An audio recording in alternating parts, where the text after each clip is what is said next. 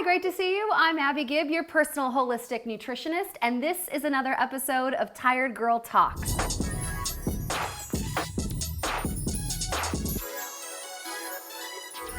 This episode, we are talking about PMS. Oh man, mood swings, bloating, breast tenderness, tension, headaches, loss of friends for 2 weeks out of the month, a very upset boyfriend. Yeah, those are all real things. Now, according to studies, only 50% of women get affected by PMS. I'm no scientist, but I feel like it's like 100%. Now, one of the big reasons of these studies of why they think PMS happens in the first place is because of impaired liver function. So your hormones have to get filtered through your liver. And women with PMS in some form or another have really messed up livers. Now, one of the very key things with PMS is that they don't have enough serotonin. That's your happy hormone. So your brain knows naturally, I want to get happier. So it reaches for 3 foods that we should not be wanting. That is refined sugar, carbs, and dairy. You do not want these. Studies have found that most women with PMS, 62% eat more refined carbs. Get this, 275% more refined sugar. Huge issue with sugar, by the way. A high intake of it impairs your estrogen metabolism. So now that we've talked about the foods you shouldn't eat, what should you be eating? Well, studies have found that women that have a more plant-based diet during their PMS time, so usually about 2 weeks before the period, find that their PMS symptoms get better. So that's big. Now, you also probably know that you'll see GI disturbances during your PMS, so it's important to have high fiber foods, things like broccoli, for instance. You want to have about 30 grams of fiber per day.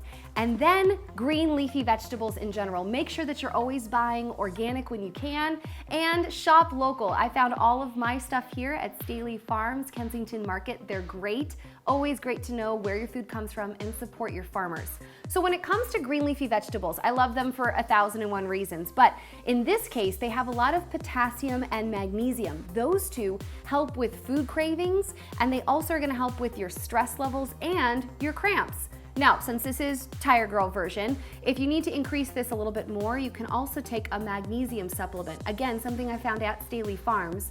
You take just a tablespoon of it at night. That will help you to sleep. It helps with stress and stress tension headaches. And of course, it also helps with cramping.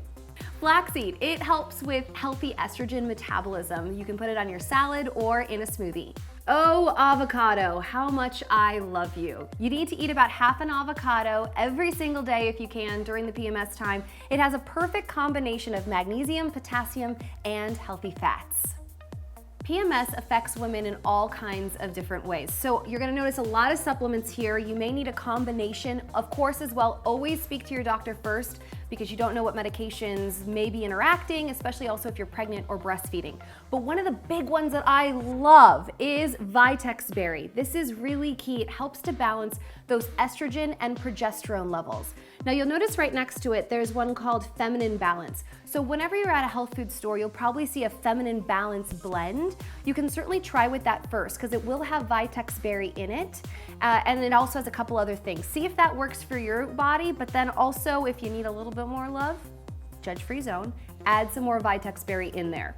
So we talked about that impaired liver function, right? And not being able to get enough serotonin, that happy hormone. Well, 5-HTP helps carry the serotonin to your brain, which also will help with those food cravings.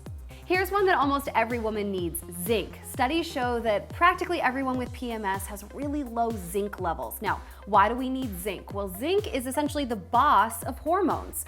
They don't know where to go unless zinc tells them where to go inside of your body. You'll notice zinc looks a little bit different. It's in a liquid form. Your body likes to take zinc in that way versus tablets. So you just put a couple drops right underneath your tongue, hold it there for a couple seconds, and you do that a few times a day. Of course, always speak with your doctor first before upping your intake of zinc. Vitamin B6 is involved in estrogen metabolism as well, so that's helpful if you have lots of mood swings. Magnesium and calcium, that's helpful in the metabolism of estrogen, and it also helps with cramping. Vitamin E helps for breast tenderness, and St. John wort helps with mood swings. Fish oil is also going to be really key. So having that wild-caught fish in your diet during PMS, great, but since this is the Tired Girl version, also just taking it in a supplement form can totally work as well. Now again, this might seem a little overwhelming, but I really wanted to show you a lot of different options depending on what your symptoms are. So hopefully this helps come next month. You're welcome in advance to you and to your significant other. On that note, thanks for watching. This is another episode of Tired Girl Talks. I am your personal holistic nutritionist, Abbey Gibb. Until next time, have a great day.